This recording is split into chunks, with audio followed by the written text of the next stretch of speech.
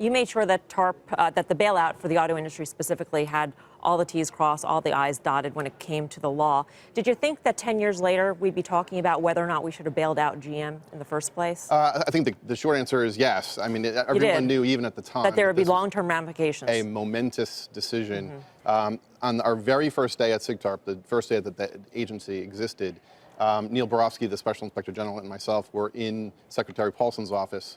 He swore in Neil Borofsky and asked us to take a seat on his couch. And the first thing out of Secretary Paulson's mouth was, GM and Chrysler will fail by the end of the year. This was December 15th, 10 years ago, unless we bail them out. So this was very much a momentous thing from the very beginning. But by receiving TARP money, is there an obligation then by General Motors to do what the President of the United States wants them to do, whether it makes economic sense for them or not? The answer is, it should not surprise us that a corporation is going to make decisions based on the bottom line. It is incumbent on the leaders of our country when we're doing things like bailing out a company or giving, frankly, tax breaks more recently, to make sure that a corporation is incentivized to take decisions that take into account our community. For how long, though?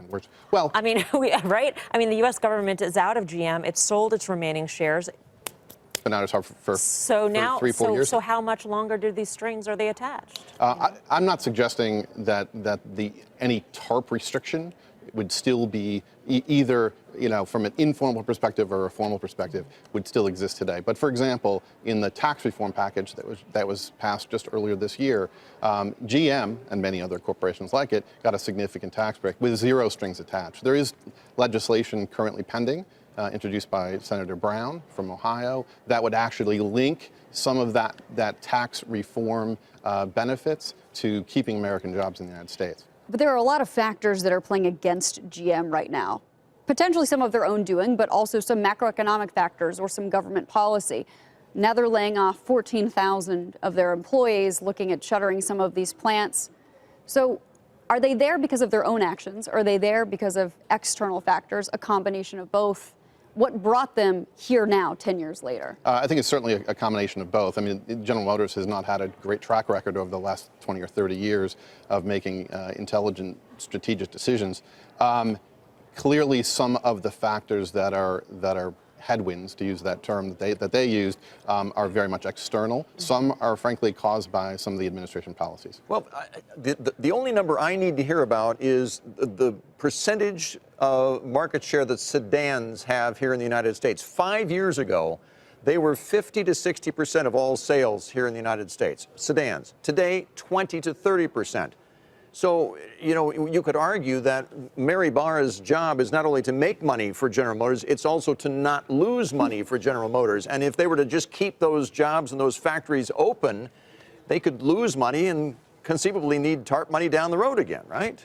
Building cars that don't get sold doesn't do anyone any good, workers or the company. So I think that's certainly correct.